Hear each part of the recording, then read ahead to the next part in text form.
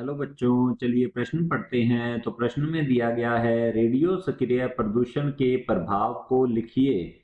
तो इस प्रश्न की मुख्य अवधारणा के बारे में हम जान लेते हैं। तो यहाँ लिखेंगे मुख्य अवधारणा। इस प्रश्न की मुख्य अवधारणा है रेडियो सक्रिय। तो लिखते हैं रेडियो सक्रिय प्रदूषण। यह प्रश्न जो है रेडियो सक्रिय प्रदूषण से संबंधित है। तो हम जान लेते हैं रेडियो सक्रिय प्रदूषण के बारे में। तो यहाँ लिखेंगे नाभिकीय नाभिकीय ऊर्जा संयंत्रों ऊर्जा संयंत्रों से से निकला रेडियो सक्रिय अपशिष्ट को रेडियो सक्रिय अपशिष्ट को वातावरण में खुला छोड़ने पर खुला छोड़ने पर वातावरण को होने वाले नुकसान को हम कहते हैं रेडियो सक्रिय प्रदूषण। खुला छोड़ने पर वातावरण के घटकों को वातावरण के घटकों को होने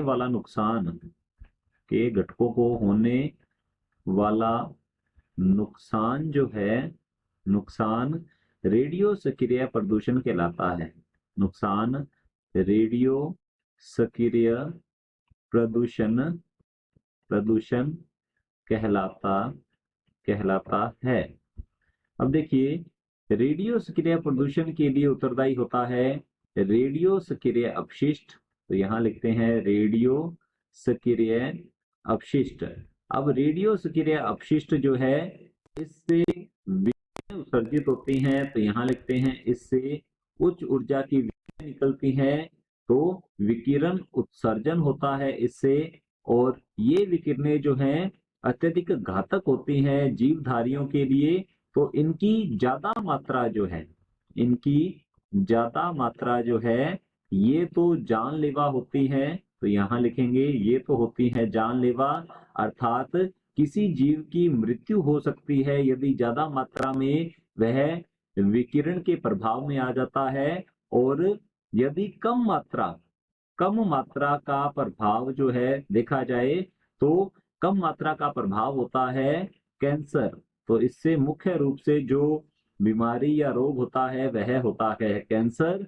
तो हमारा जो प्रश्न है रेडियो सक्रिय प्रदूषण के प्रभाव को लिखिए। तो सबसे पहले हमने जाना है रेडियो सक्रिय प्रदूषण के बारे में, ये होता क्या है, और इसके लिए उत्तरदायी जो अपशिष्ट है वह होता है रेडियो सक्रिय अपशिष्ट, जो कि नाभिकीय ऊर्जा संयंत्रों का अपशिष्ट होता है। और इस अपशिष्ट से विकिरण उत्सर्जन होता है। अब इस विकिरण उत्सर्जन की यदि ज्यादा मात्रा हम कह सकते हैं जीवधारियों के लिए जानलेवा हो सकती है, और कम मात्रा देखी जाए तो यह कैंसर उत्पन्न करती है, क्योंकि विकिरण उत्सर्जन जो है इसमें जो विकिरणें होती हैं यह उच्च ऊर्जा वाली होती हैं, जिससे कि डीएनए जो है उत्परिवर्तित हो जाता है, और इससे कैंसर नामक भयानक बीमारियां जो हैं ये पैदा होती हैं। तो हमारे प्रश्न का ये रहेगा उत्तर। आशा करता हूं आपको समझ में आया होगा।